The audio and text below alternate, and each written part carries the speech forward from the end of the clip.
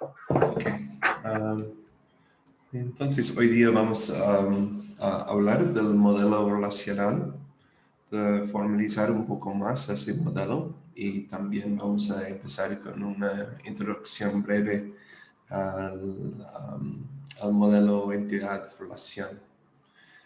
Entonces, bueno, la última vez hablamos de la importancia de base de datos, que estamos usando bases de datos cada día en varias aplicaciones.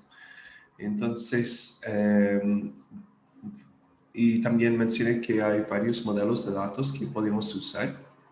Entonces, hablando de cervezas, por ejemplo, si queremos representar algunos datos sobre cervezas, podríamos pensar en representar esos datos como un árbol o como una jerarquía de datos. Por ejemplo, podríamos generar un árbol en un sintaxis como XML o JSON, si han visto esos formatos, sino efectivamente representan datos como un árbol, donde tenemos una raíz y luego tenemos, en este caso, cervezas, y cada nodo tiene hijos, en este caso tipo, y tenemos origen y luego tenemos el nombre de la cerveza y luego los grados, por ejemplo.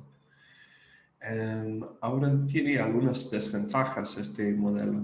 Por ejemplo, ¿por qué tenemos tipo, origen, nombre y grados? ¿Por qué no tenemos, por ejemplo, origen, tipo, nombre y grados? ¿Sí? También otra desventaja es que tenemos repeticiones, tenemos que repetir algunos valores en el árbol. Así que, bueno, podríamos haber como representado fácilmente también los datos así, con origen, tipo, nombre, grados. Y todavía como válido. Entonces, de alguna forma, falta una forma canónica a veces de representar la jerarquía. Bueno, entonces es un modelo muy simple de entender, es decir, que podemos ver que tenemos varios niveles, cervezas, origen, tipo, nombre y grados, pero hay repeticiones y si no hay una jerarquía natural, puede ser difícil saber la mejor forma de representar los datos en el árbol.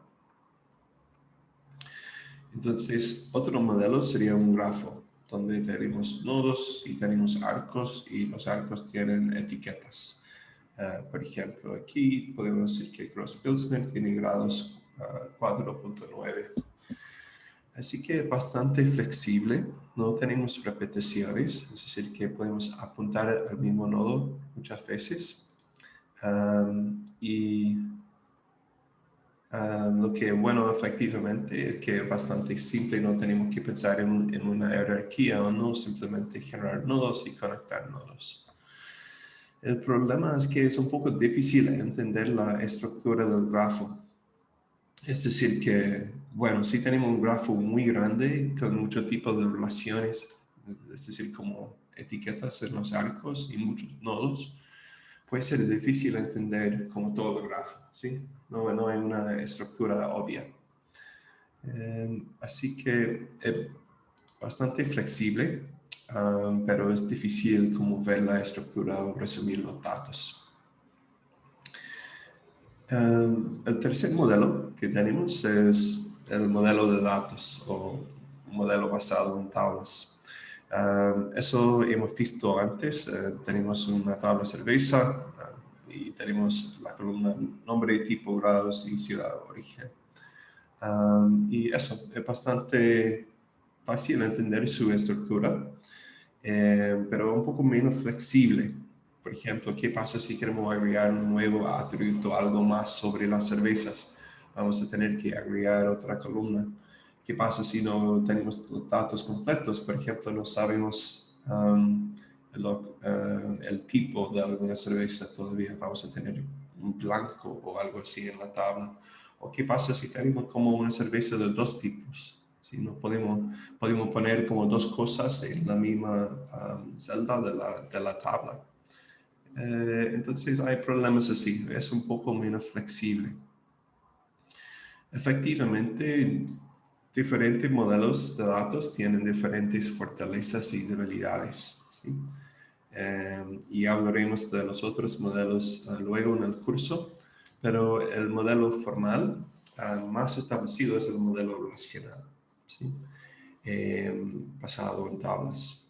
Así que voy a definir qué es el modelo relacional más formalmente. ¿Algunas preguntas o dudas antes?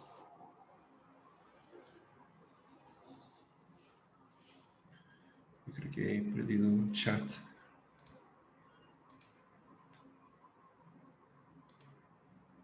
Okay.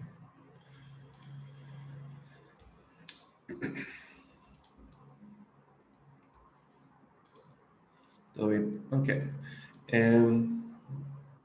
Sí. Ok. Voy a seguir entonces. Entonces, el modelo relacional ha sido formalizado por Codd en 69. Y eso fue importante porque hubo muchos sistemas y gente pensando en usar tablas para representar los datos. Y la formalización fue un paso importante para estandarizar como lenguajes de consulta y modelos de base de datos. Efectivamente, los conceptos que tenemos una relación y eso en este caso es una tabla, efectivamente. Y tiene un nombre, entonces el nombre de esta relación aquí va a ser cervezas. Entonces, una relación efectivamente es una tabla. Tenemos un atributo y eso es una columna, representa una columna, efectivamente. Y los atributos tienen nombres como, bueno, nombre, tipo, grados, ciudad, origen. ¿Sí? Y tenemos tuplas. Y tuplas son las filas.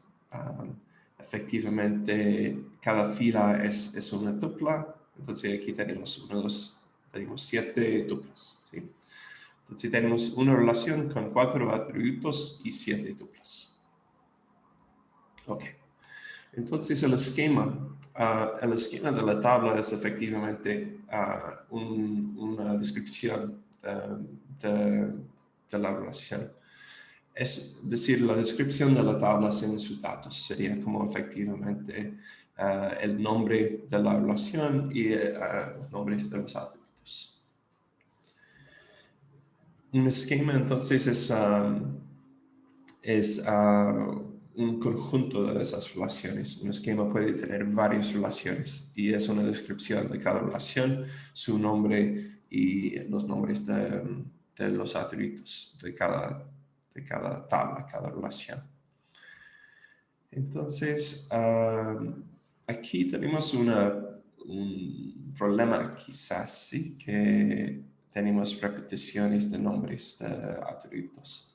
Y la pregunta es si es un problema o no. Y la respuesta es que no, pero si fuera un problema podríamos desambiguar los nombres. Por ejemplo, ponerse cervezas punto o bajo nombre o lo que sea. Usar la tabla, el nombre de la relación para desambiguar el atributo. Sí. Entonces, tenemos aquí, bueno, en la tabla, diferentes tipos de datos. Tenemos strings y tenemos también números, enteros, floats, lo que sea. Así que en el esquema también podemos asignar un dominio a cada atributo.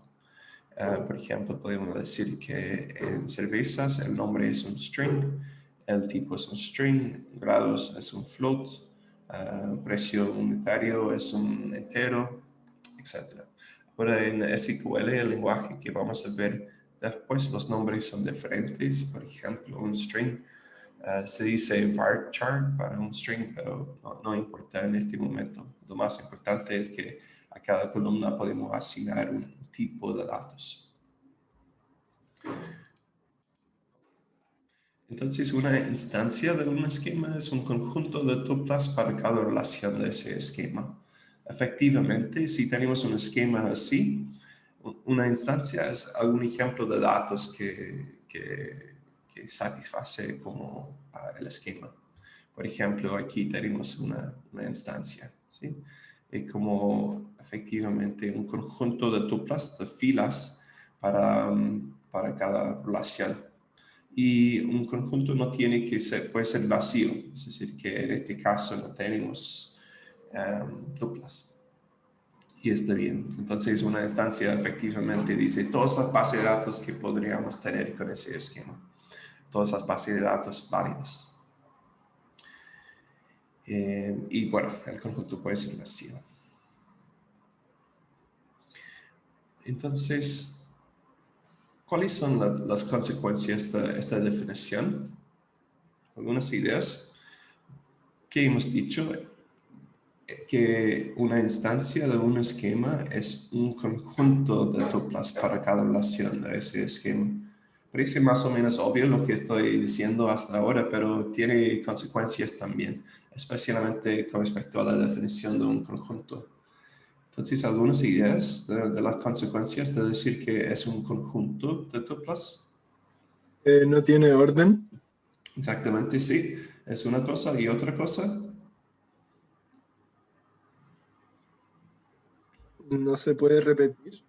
Exactamente, sí. Entonces, formalmente en la definición de un conjunto no vamos a tener orden en las filas y no se pueden tener filas duplicadas.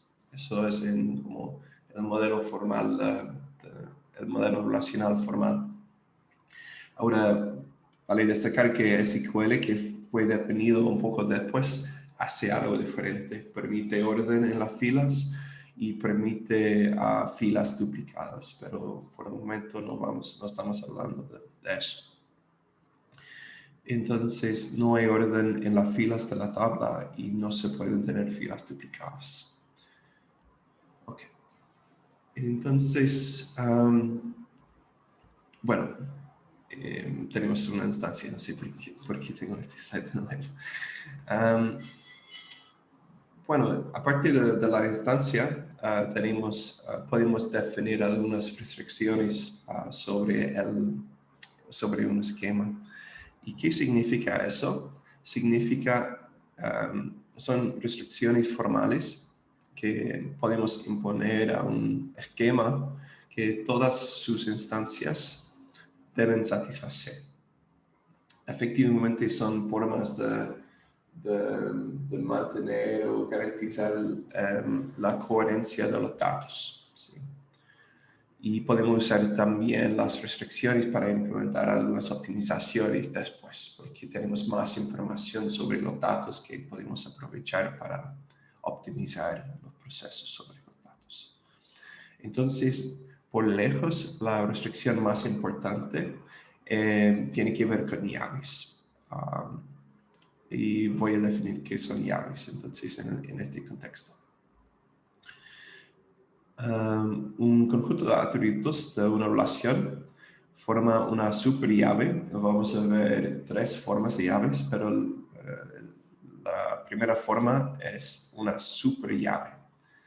Entonces, un conjunto de atributos de una relación forma una superllave si no permitimos que existan dos o más tuplas para esa relación con los mismos valores en todos los atributos de la llave. ¿Sí? Entonces, ¿qué significa eso? Mejor ver algunos ejemplos.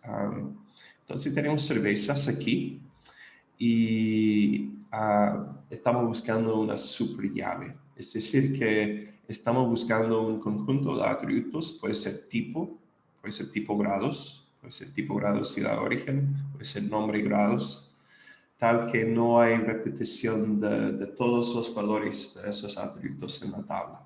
Por ejemplo, tipo no va a ser una superllave porque tenemos repetición de ale. ¿Sí? ¿Alguna sugerencia de una superllave? Ahí sería el nombre, quizás. No hay cervezas, Sí. hay dos cervezas distintas que tengan el mismo nombre. Exactamente, sí. Entonces, con nombre aquí puede ser una superllave porque no tenemos repeticiones de nombre. Sí, nombre tipo también, porque si tenemos una superllave, podemos agregar más atributos y todavía va a ser una superllave, ¿cierto? No hay una repetición de la tupla nombre tipo. Cuando digo nombre tipo, significa como la tupla, ¿sí? Eso es como la fila con solo esos valores. Entonces no importa si hay una repetición de una columna en particular, lo que importa en este caso sería el nombre. Y hay más, puede ser también nombre, tipo, grado, ciudad o origen. Entonces, lo siguiente bueno, es una superllave con todos los atributos. Bueno, he contestado eso. Es un conjunto de una instancia, es un conjunto de filas, de tuplas. Así que si tenemos todos los atributos en este modelo, significa que siempre va a ser una superllave. No podemos tener repeticiones de una tupla entera. Entonces sí, sí, y siempre en cada caso va a ser una superllave. Ok. Y tipos, grados, ciudad de origen es una superllave.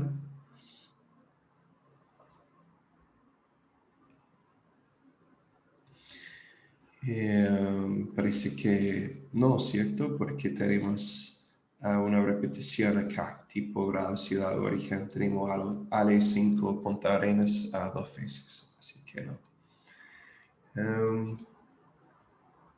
Ok. Por esta repetición acá que tenemos. Profe, ¿Sí? ¿podría repetir lo que era la superllave? No me quedó tan claro. Claro, ok. Entonces, efectivamente, mejor como dar el ejemplo. Eh, una llave en general sería un conjunto de atributos. Puede ser nombre, nombre y tipo, nombre y tipo grados o tipo grados, pero tiene que satisfacer una condición y eso es que no hay ninguna repetición en las filas de los valores de esos atributos.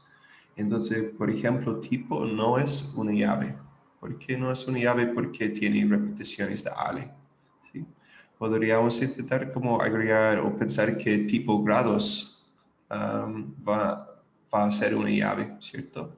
Pero en este caso tenemos la repetición de ale 5.0 aquí. Así que dado que tenemos dos tuplas con los mismos valores para tipo y grados, eso significa que no va a ser una llave. Entonces, nombre en este caso va a ser una llave porque no tiene repeticiones de valores en las tuplas. Bueno, entonces una superllave específicamente no es mínima. Dice que efectivamente si nombre, por ejemplo, es una llave, podemos agregar otros atributos y todavía ese conjunto de atributos va a ser una llave. Entonces el concepto de una llave es un conjunto de atributos tal que no existe repeticiones y no puede existir en el futuro repeticiones para esos atributos en la relación, en la tabla. ¿Todo bien?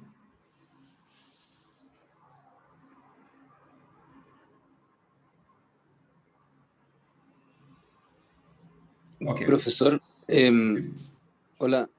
Hola. Aún no me queda claro. Lo que ocurre es que cuando a mí me hablan de llave, ¿no es cierto? Yo pienso en el concepto de llave en el sentido de diccionario, ¿no es cierto? Que la llave sería un valor, ¿no es cierto? Que tiene otro valor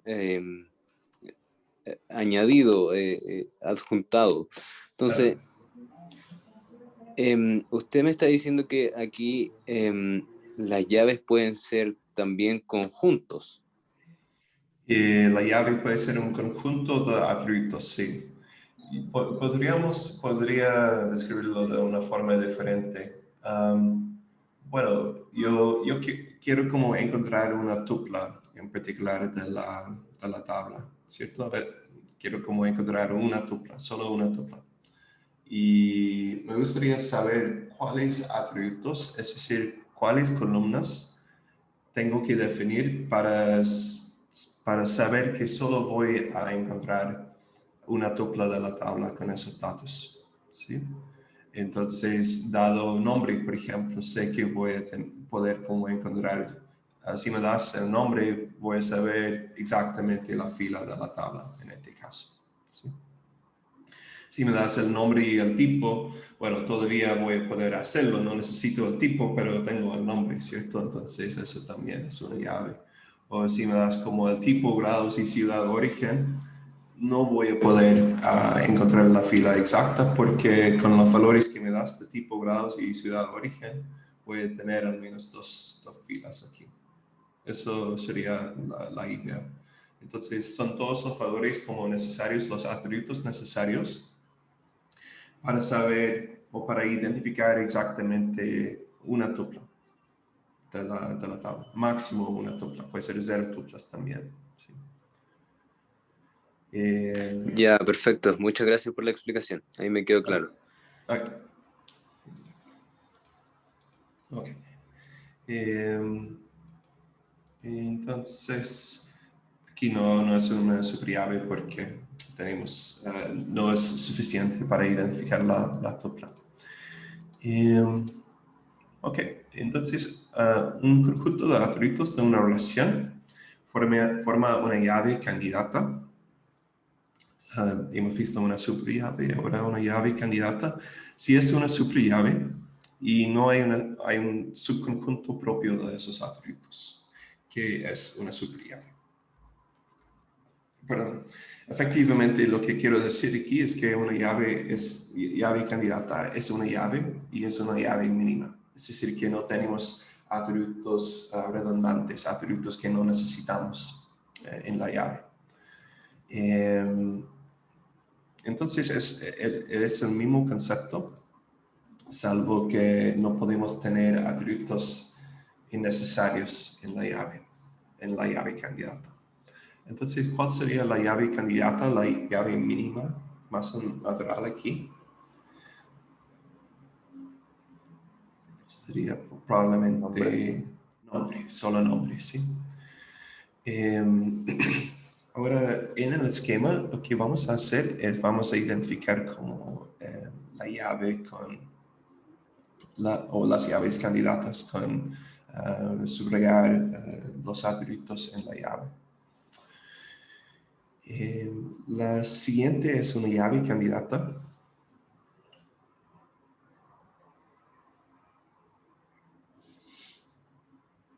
No.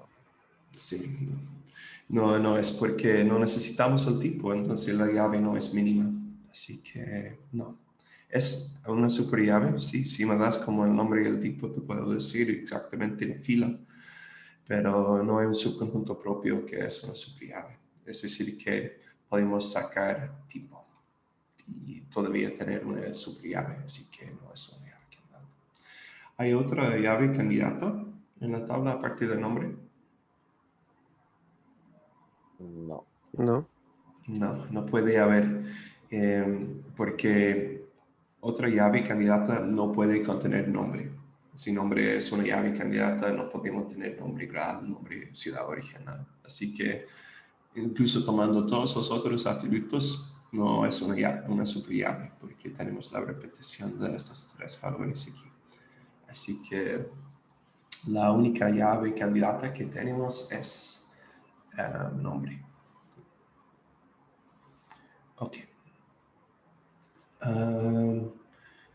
Bueno, entonces, en este caso tenemos una tabla un poco diferente. ¿Cuál sería la llave candidata aquí?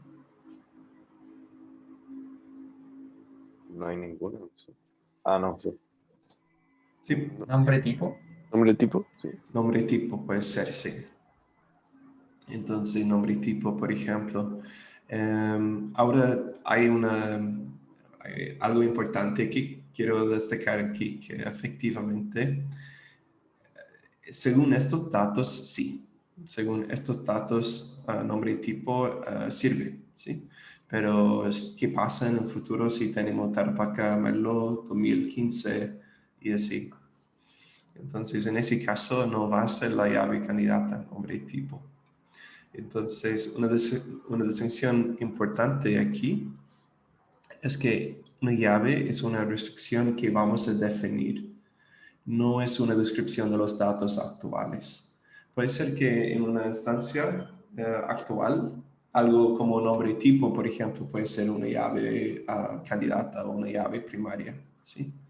Pero en el futuro, quizás vamos a tener vinos de diferentes años del mismo nombre y tipo. En este caso, no puede ser la llave candidata. Así que tenemos que definir esa restricción. ¿Cuáles son las llaves? ¿Sí? ¿Sí, Gabriela? ¿Tiene una pregunta? Profe, ¿puede repetir de nuevo la definición de llave candidata? ¿Lo puede explicar de nuevo? Sí, entonces la llave candidata significa que es una llave, pero es una llave mínima. Por ejemplo, si nombre, o en este caso, podemos tomar el caso de vino, si nombre y tipo ya es una llave, entonces nombre y tipo años sería una superllave, nombre y tipo grados sería una superllave, pero no van a ser llaves candidatas porque no son mínimas. Si me das como nombre y tipo y grados, voy a poder decirte como en este caso la fila exacta. Profe, ¿y cuando dice mínimo, a qué se refiere? Que no hay atributos que no necesito en la llave. Entonces, si me da, por ejemplo, nombre y tipo grados, puedo encontrar la fila, pero no necesito los grados. Los grados Ah, ya, como, dale. no, sí. Entonces, quitando Ujú. esos atributos es una llave candidata. Ya, bacán. Gracias, profe. De nada, de nada. Eduardo. Profe, ¿y qué pasa si hay más de una llave candidata? ¿Cómo Sí, sabemos cuál elegir? sí, es una buena pregunta. Vamos a llegar allá pronto. Sí. Perfecto.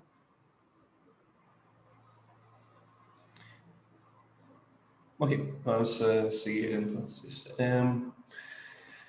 La pregunta aquí es, perdón, quería mencionar aquí que tenemos que definir la llave candidata. Ok. En este caso, perdón, la llave candidata cambia porque los datos han cambiado, ¿cierto? Pero lo que quiero decir aquí es que es una restricción que vamos a definir. No es que en los datos actuales no hay una repetición de la fila, eso no es la definición de la llave, es que nunca vamos a tener una repetición en una fila, es una restricción. Entonces lo que pasa es que vamos a definir la llave y si intentamos insertar una fila, una tupla a la relación, va a rechazar esa inserción. ¿Sí?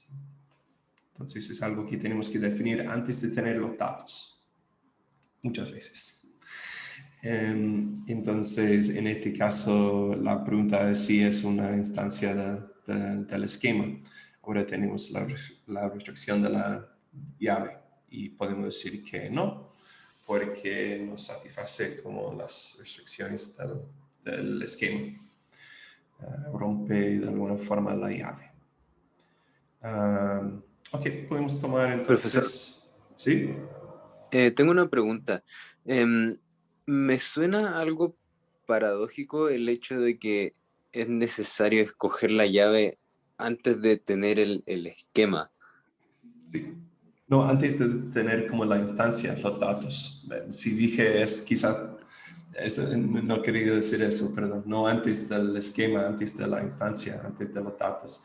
Hay que definirlo en el esquema. Perdón si dije eso. Aún, aún así, me suena algo paradójico porque ¿cómo uno sabe más o menos cuál va a ser la super llave, cuál va a ser la llave candidata antes de tener los datos en sí? Eso es la desventaja de base de datos. Es decir, que siempre hay que definir un esquema antes. Ahora, uno puede cambiar el esquema y agregar más llaves o cambiar las llaves. No hay ningún problema con eso, pero a veces puede ser costoso implementar esos cambios. Ah, ya, ok. pero hay que Ya. modelar todo eso antes en la definición. Así que uno tiene que hablar con la gente que está generando los datos o pensar en qué datos habrá que manejar y pensar si es posible tener varias filas con estas columnas o no. Pero es una desventaja del modelo relacional, que hay que definir muchas cosas antes de ver los datos. Ya, perfecto, muchas gracias. Ok, de nada. Así que podemos tomar el break, puedo revisar las preguntas mientras tanto y podemos regresar a las 10:55, ¿cierto? Así que nos vemos pronto.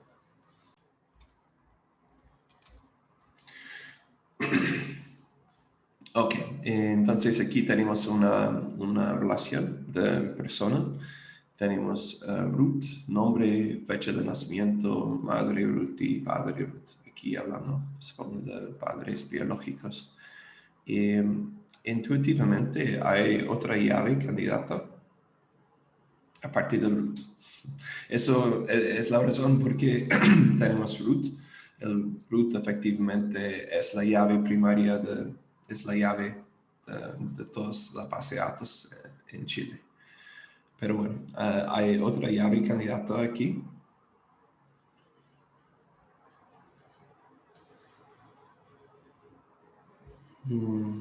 Quizás sí.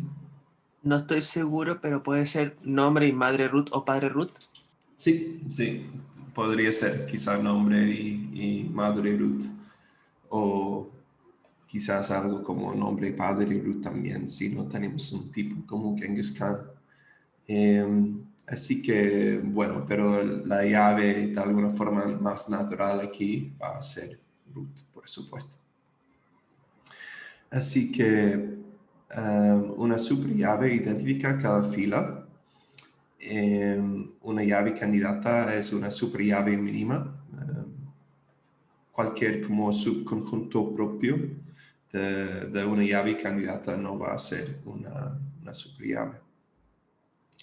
Y tenemos la noción de una llave primaria. Y eso es, vamos a tener que elegir una llave candidata como la llave que vamos a definir en el esquema. Ahora podemos definir varias llaves, pero tenemos que elegir una llave primaria. Eso va a ser la llave que vamos a usar en la práctica. Eso sería en este caso, por ejemplo, root en vez de madre root y nombre, o padre root y nombre. Okay.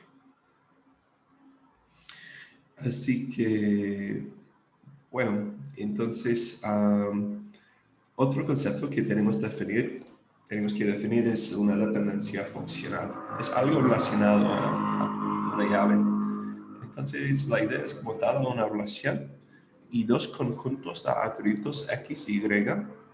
X determina funcionalmente Y si y solo si cada valor de X en la relación tiene asociado un solo valor de Y. Ok, ¿qué significa eso? Significa efectivamente, si me das X, los valores de X, te puedo decir Y, ¿sí? Entonces, X implica Y de alguna forma. Así que veremos algunos ejemplos de eso.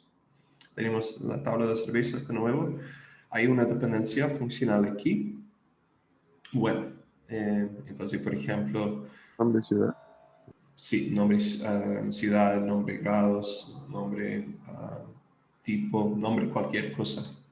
Entonces, si me das nombre, te puedo dar el tipo, grados y ciudad o origen. No hay ambigüedad, solo hay un valor. ¿sí?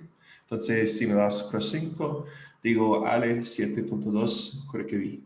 Y no hay otro valor que puede haber. También hay nombre, tipo nombre, ¿sí? Nombre, grados, etc.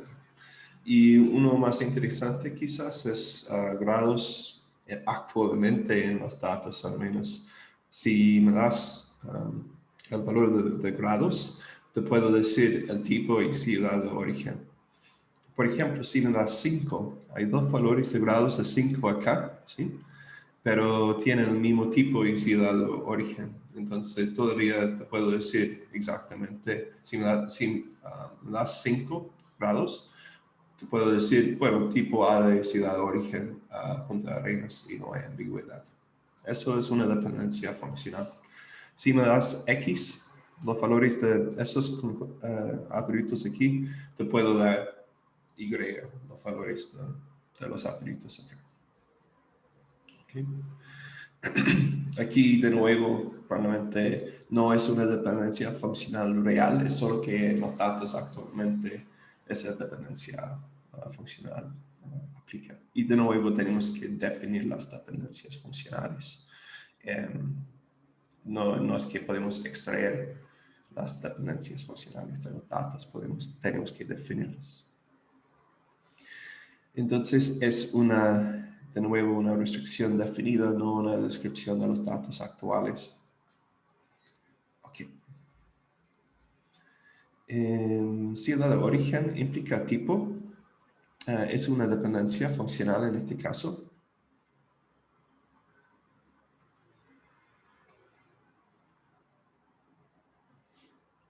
No, porque si me das como ocurre que vi, no te puedo decir el tipo. ¿Sí? Por ejemplo, Ale puede ser Ale o Pilsner. O si me das como Punta Arenas, puede ser Lager o Ale. Bueno, si me das Valdivia, te puedo decir que es Ale, pero tiene que identificar como los valores de la derecha cada vez. No importa el valor de la izquierda que me das. Entonces, no es una dependencia funcional.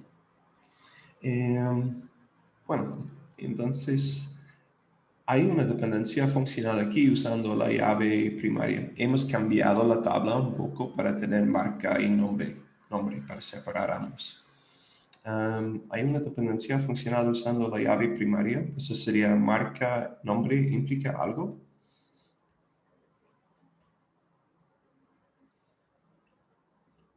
Con la marca y el nombre te puedo decir toda la fila, ¿cierto? Así que hay marca, nombre, tipo, grado, ciudad de origen, marca, nombre, todos los atributos, marca, nombre.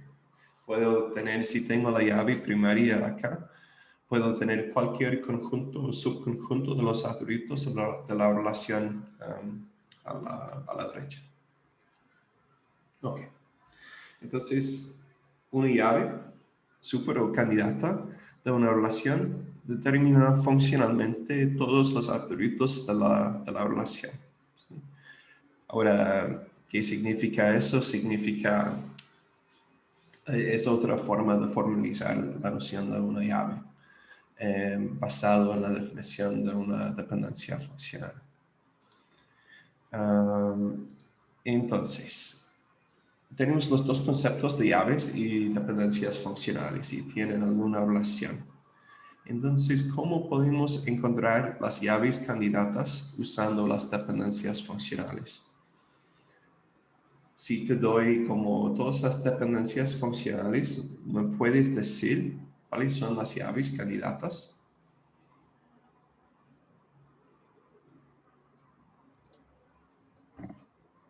Ahí la llave candidata sería el X mínimo tal que determina funcionalmente a todo el resto de la fila. Sí, exactamente, sí. Bueno, o toda la fila podemos tener los atributos allá también. Exactamente, sí. Entonces, por ejemplo, si tenemos una dependencia funcional tal que la parte derecha contiene todos los atributos, entonces la parte izquierda es, en este caso, una super llave. Todavía no tenemos la restricción que sea mínima, pero si la parte izquierda es mínima en este respecto, es decir, que si no hay otra dependencia funcional con un superconjunto de estos atributos en la izquierda, si esta parte aquí es mínima, entonces es una llave candidata. Y la llave primaria es una selección que tenemos que definir, una selección de una llave candidata de todas las llaves candidatas. Ok. Entonces, veremos cómo podemos definir las tablas. O a veces definiendo las tablas para una aplicación o para un dominio puede ser un poco complicado. Antes, ¿hay algunas preguntas?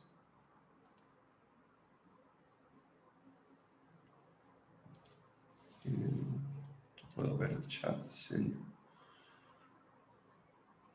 Muy difícil ver el chat cuando estoy presentando. No sé. Pero, ¿algunas preguntas? ¿No? Ok, entonces un problema con el vino. Aquí tenemos una tienda, ¿sí? Y una botillería.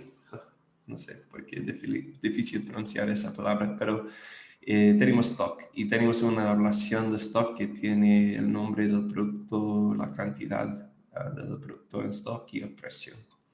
Entonces, ¿cuál es la llave primaria más natural aquí? Sería nombre, ¿cierto? Sí. Es decir, que la cantidad no nos va a ayudar, mi precio unitario va a ser nombre. Ahora quizás tendremos un problema. Si tenemos, por ejemplo, cervezas donde el nombre es único, es decir, que el nombre es una llave primaria, una llave candidata, y tenemos vino donde el nombre no es único, ¿cierto?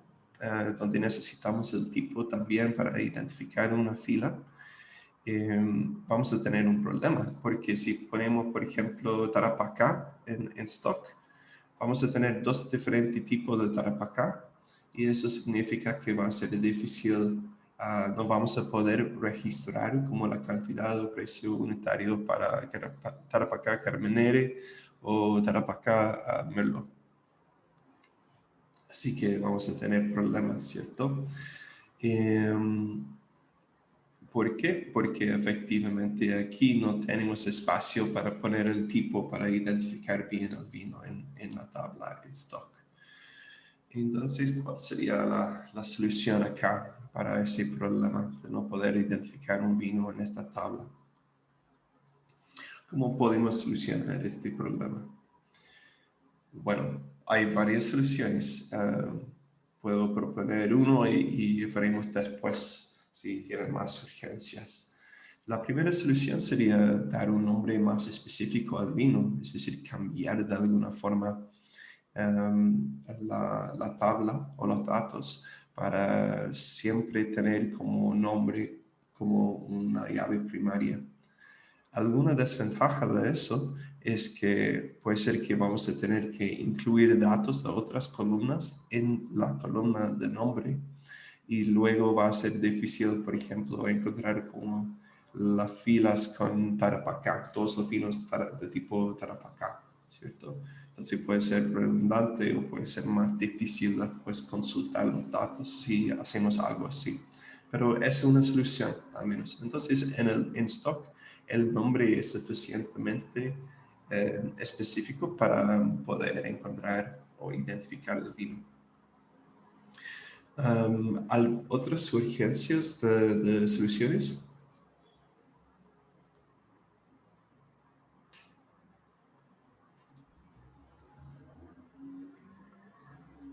Podríamos agregar atributos en la relación en stock.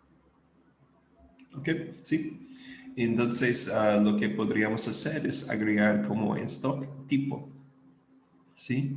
Entonces, en este caso tenemos nombre y tipo en cervezas, nombre y tipo en vino, y vamos a tener, perdón, eso equivocado, eso no debería, voy a put your options.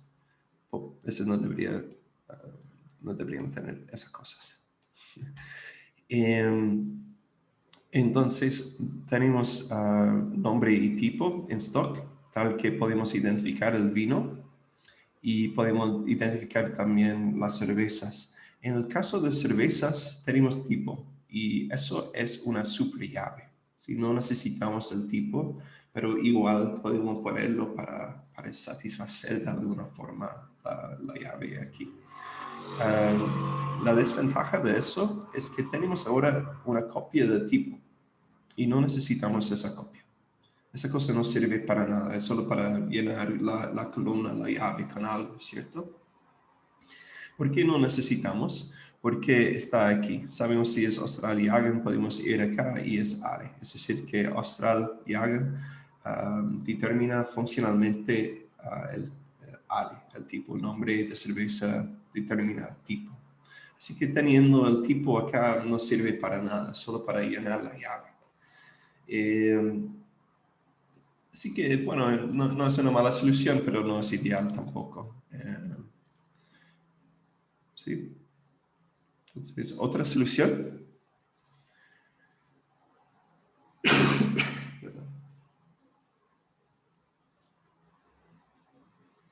En la práctica, ¿cómo sería?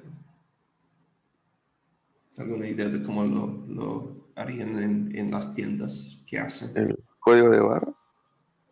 Código de barra, sí. Entonces la idea en general, la solución más general sería crear un nuevo atributo como ID. Identificador. Sí, identificador, sí. Como un código de barras o lo que sea. Y usar eso, cerveza, vino, en stock. Eso es efectivamente el propósito o porque tenemos roots. Roots es efectivamente el atributo nuevo para las tablas de personas en el país. No existe no hay una llave primaria así en mi país. Es un poco raro tener que dar el root cada vez que uno quiere hacer algo, pero bueno, es un atributo nuevo. Y tenemos que inventar quizás un sistema de identificación. Entonces funciona súper bien para la base de datos. Todo va a ser mucho más simple ahora en la base de datos. Pero tenemos que definir como ese sistema de identificación y eso puede tener un costo enorme, como definir el sistema de root y todo eso y asignar roots o código de barra o lo que sea a cada cosa. Puede tener un costo significativo si no existe algo así antes. Profe, una consulta. Sí. Entonces, el root sería, el root sería un tipo de ID.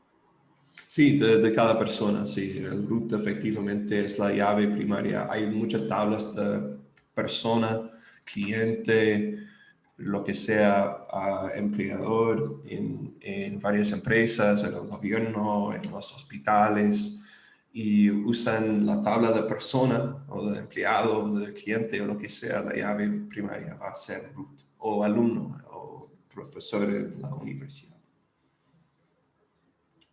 Ya, muchas gracias. Muy bien. Así que bueno, y eso más simple. Ahora podemos ver que no, la base de datos va a ser mucho más simple de alguna forma. Luego tenemos la cuarta solución, y eso sería tener una tabla, una relación diferente para cervezas en stock y vino en stock. Y eso significa que podemos tener llaves diferentes y referenciar a esos elementos más fácilmente, ¿cierto? Pero el problema aquí es si queremos como encontrar la cantidad, por ejemplo, de un producto. No sabemos si es una cerveza o si es un vino. Va a ser más difícil hacer la consulta, ¿no es cierto? Si queremos ver, por ejemplo, la cantidad de Austral Lager en stock y no sabemos si es una cerveza, un vino o si tenemos muchas tablas así, va a ser un poco más difícil de encontrar los datos. Vamos a tener de alguna forma que intentar buscar en todas las tablas en stock si no sabemos el tipo del producto, ¿sí? Así que va a ser un poco más ineficiente, un poco más complicado encontrar la información que estamos buscando. Otra opción sería como combinar las tablas. Es como una extensión de la solución 5. Si tenemos ahora una cerveza y una cerveza en stock y vino en stock, ¿por qué no combinar cerveza y cerveza en stock para poner la cantidad y precio unitario acá? ¿Sí? Entonces, eso sería el resultado. Ahora, el problema con eso es que quizás si tenemos un tipo de cerveza que es nuevo, sabemos la información, si la origen, grados, tipo, pero quizás no hemos identificado todavía el precio unitario que deberíamos poner ya. ¿Sí? Y hemos dicho que en el dominio es un entero. ¿Sí? Sería un poco peligroso poner 0, porque quizás en el sistema en algún momento vamos a olvidar ese dato y vamos a dar cervezas gratis. O sería peligroso poner -1, porque puede haber consultas que realmente va a creer que es realmente el precio -1 y que deberíamos dar un peso a cada cliente que toma la cerveza. Así que es un problema, ¿cierto? En este caso no sería una buena solución, porque a veces si no tenemos precio unitario, bueno, al menos en cantidad es razonable poner 0 por defecto, pero no hay un precio por defecto aquí que podríamos poner que va a tener mucho sentido. Bueno, la solución 6 sería tomar todo el vino en stock, así que podemos usar la tabla solo para las cervezas. Ok, entonces es un ejemplo. Y lo que quiero como decir es que no es muy fácil a veces diseñar las tablas para una aplicación. Puede haber como cosas así, problemas así con las llaves o con los datos o repeticiones de datos y hay que de alguna forma tener algún sistema para ayudar a diseñar las tablas, que es un poco de más bajo nivel, de cosas más simples. Y eso efectivamente, el diseño conceptual, lo que tenemos es el diagrama de entidad-relación. Y voy a hablar de eso, pero antes, si hay algunas preguntas o dudas.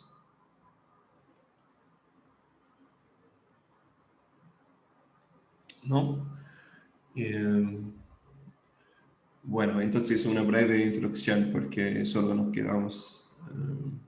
quedan 10 minutos, pero todavía. Entonces, una pregunta más general, ¿sí? Aparte de llaves primarias, llaves candidatas, relaciones, atributos, todo eso. La pregunta es, ¿qué estamos describiendo? Y aquí en este modelo vamos a hablar de 3 cosas, ¿no? Vamos a hablar de atributos y relaciones y llaves y todo eso. Vamos a hablar de entidades, atributos de entidades y relaciones entre entidades. ¿Okay? Por ejemplo, podemos tener un producto, eso va a ser una entidad. Vamos a tener atributos de esas entidades como nombre, el nombre de un producto, y vamos a tener relaciones entre entidades. Por ejemplo, compra puede ser una relación entre producto y cliente. No hay una definición muy formal de la diferencia entre entidades y relaciones y atributos. Tenemos que elegir según el dominio o la aplicación si algo va a ser una entidad o una relación, pero en general corresponden al concepto intuitivo de entidades y relaciones. Ok, entonces un diagrama simple aquí sería algo así. Tenemos una entidad, es el producto, y tiene 3 atributos, y luego tenemos un atributo aquí subrayado, y eso significa que es una llave. Es una llave, la llave primaria, podemos decir. Solo podemos tener una llave. Si la llave primaria tiene 2 atributos, vamos a tener subrayado 2 atributos. Y significa que la combinación es una llave primaria. Okay. Entonces, las llaves son obligatorias para cada entidad. Eso como la llave aquí. Necesitamos una llave para cada entidad. Incluso si es como subrayar todos sus atributos. Bueno, entonces tenemos una relación binaria. Y aquí tenemos la notación gráfica para la relación binaria. Y aquí estamos diciendo que existe una relación binaria entre producto y compañía, ¿sí? Entonces, podemos agregar luego a los atributos de los productos con una llave, es decir, que los atributos deberían identificar cada entidad. Y también podemos tener relaciones, las relaciones pueden tener atributos descriptivos. No pueden formar parte de una llave, no pueden ser subrayadas, solo para dar un poco más de datos sobre la relación. Entonces, en este caso, el desde lo que dice es como que un producto se fabrica por una compañía desde esta fecha, ¿sí? Da algunos detalles más sobre la relación, pero no podemos usar como desde para identificar el producto, nada así, ni la compañía, ¿sí? No puede formar parte de una llave. Tenemos una noción después de multiplicidad de relaciones. Podemos tener relaciones n a n. Eso significa que varios productos pueden ser fabricados por varias compañías.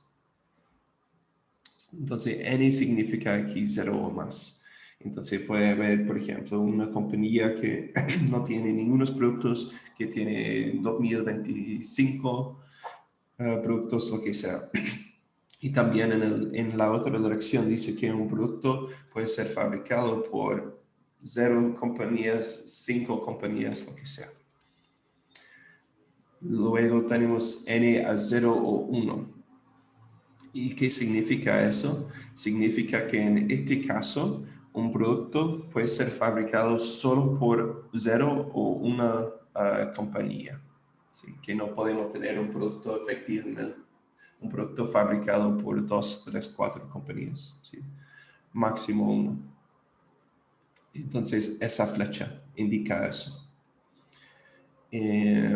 Podemos tener la multiplicidad en la otra dirección. Podemos decir que una compañía solo puede fabricar al máximo un producto. Eso no tiene mucho sentido en la realidad, pero podemos decir eso, ¿sí? Usando esta notación allá. Entonces, podemos apuntar en la otra dirección también, o en ambas direcciones. Podemos decir que un producto puede ser fabricado por 0 o una compañía, o una compañía puede fabricar 0 o un producto. ¿Okay? Entonces, podemos agregar esas flechas para restringir la multiplicidad de estas relaciones en el diagrama. ¿Y para qué sirve eso? Nos ayuda para simplificar a veces el diagrama o identificar las llaves de las relaciones. Pero veremos eso después. Okay. Algo importante. ¿Sí, Gabriela?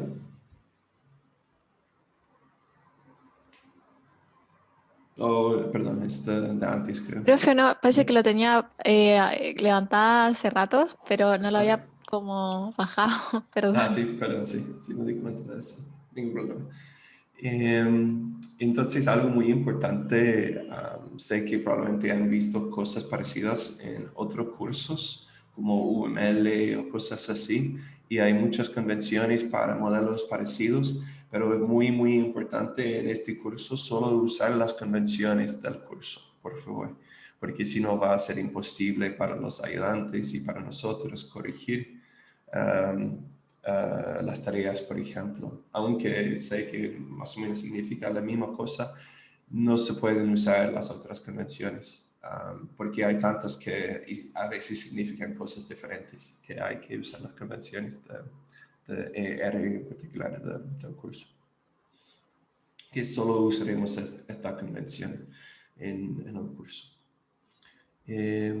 Significa un producto se fabrica por como máximo una compañía. Eso es lo que significa agregar esa flecha. Una compañía puede fabricar varios productos todavía, es decir, que no afecta la relación en la otra dirección de esta compañía. Ahora, no significa que hay solo uno o 0 compañías. No dice nada sobre la multiplicidad de las entidades. Todavía podemos tener varios productos y podemos tener varias compañías. Es solo que un producto se fabrica por como máximo una compañía. ¿Sí?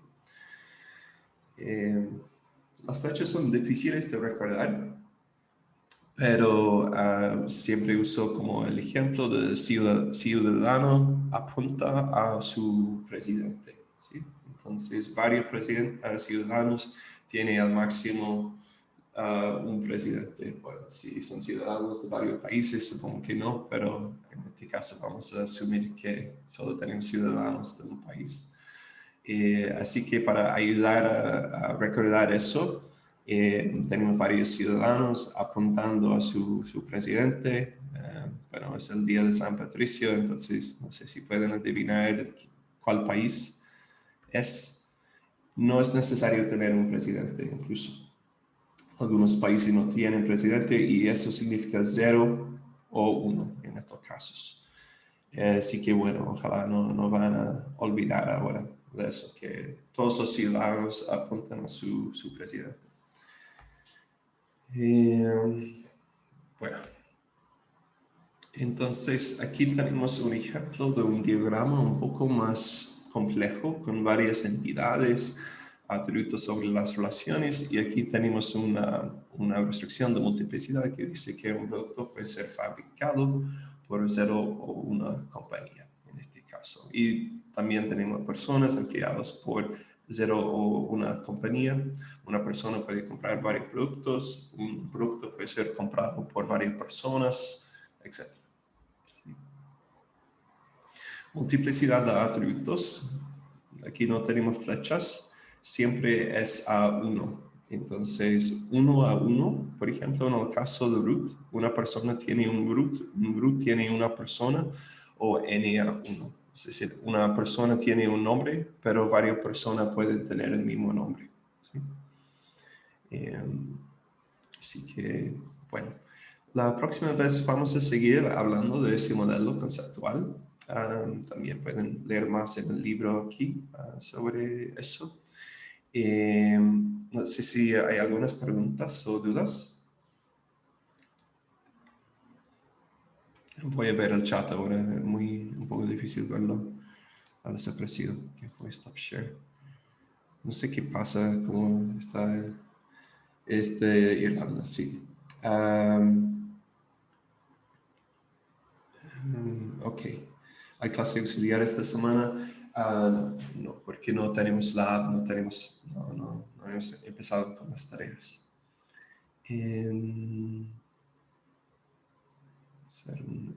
Y todavía estoy definiendo el equipo docente. ¿Preguntas? Sí, el PPT de la clase voy a subir siempre a la página web de la clase. Pueden encontrar como la página en enlaces en cursos. Voy a subir también el video a YouTube. No a la sesión auxiliar, no. No va a haber una clase auxiliar esta semana, pero la próxima semana en adelante sí. Es Irlanda, sí. Presidente Michael O'Higgins.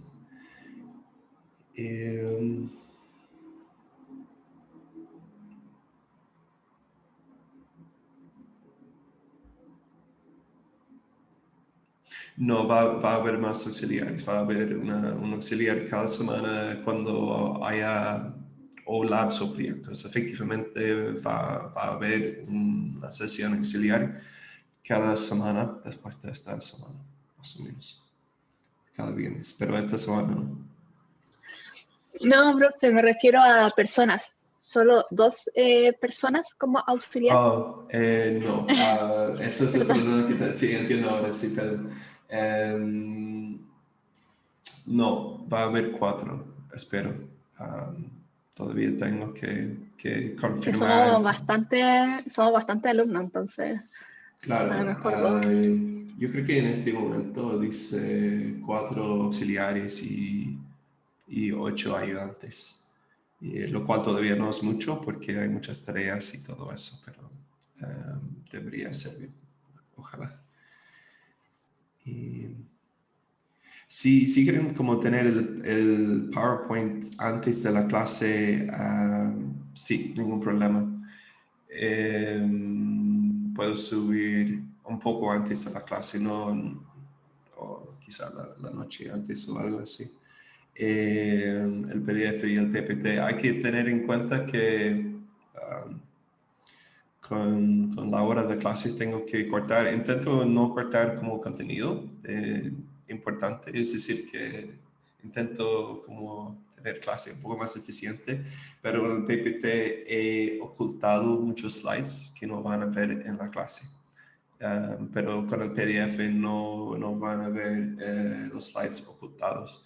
Si quieren ver lo que he excluido para minimizar o de alguna forma comprimir las clases un poco, pueden revisar los PPT y ya van a ver los slides completos.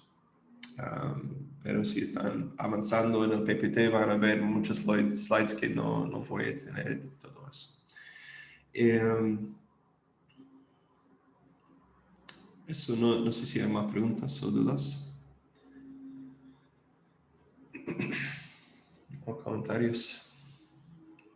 Ok, es como el único miércoles cuando no vamos a tener cátedras. Los miércoles en general este miércoles es la excepción. De nuevo, así que la próxima vez vamos a tener un lab para diseñar diagramas de... Sí, exactamente. Sí, la otra semana van a empezar los labs. Y van a ser en el primer lab, les voy a dar una descripción de una aplicación de un dominio y van a tener que diseñar o dibujar en su grupo un diagrama ER para representar la descripción. Los grupos, ¿cómo será la dinámica de los labs? Vamos a usar el Discord. Voy a darles una invitación al Discord pronto. Tienen la opción de definir su propio grupo. Eso sí es posible. Tienen esa opción, pero también podemos asignar aleatoriamente a la gente que no ha formado un grupo. Después de como 3 minutos, vamos a asignar a toda la gente que queda a grupos aleatoriamente. Así que no es necesario formar su grupo si quieren trabajar en un grupo. Y voy a explicar todo eso. Voy a poner algo en el foro del lab para dar la invitación al Discord y para explicar más o menos cómo funciona la formación de los grupos. Cómo será la dinámica de los labs, tendrán como una tarea. Voy a subir un enunciado, un PDF, cursos, un poco antes del lab y van a formar grupos en Discord y van a tener la opción de hablar por chat, por voice, por video, compartir pantalla, lo que sea, dentro de su propio grupo. Y nadie más va a poder, otros grupos no van a poder ver el trabajo dentro de ese grupo, pero el equipo docente sí puede entrar en los grupos. Pueden trabajar en la tarea así como grupo, entregar la tarea dentro de una semana recomendada, pero con atrasos de 2 semanas. Y si tienen dudas o preguntas, va a haber un equipo docente. Allá los miércoles voy a estar ya con al menos un auxiliar y al menos un ayudante para recibir dudas. Y tenemos un bot, una aplicación en Discord que maneja de alguna forma las pedidas de ayuda a los grupos, listas de personas y todo eso. Así que puede ser un poco difícil la primera semana de Labs. Hay que como aprender un poco cómo funciona Discord. Pero después va a funcionar mejor y mejor cada Lab. Sí, después de 2 semanas no deberían tener ningún problema con el Discord.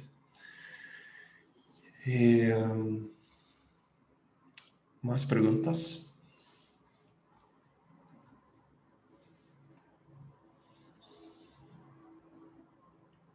Ok, si no, nos vemos el lunes. ¿Sí? Que tengan un buen fin de semana y feliz día de San Patricio, por supuesto. Nos vemos. Chao, chao.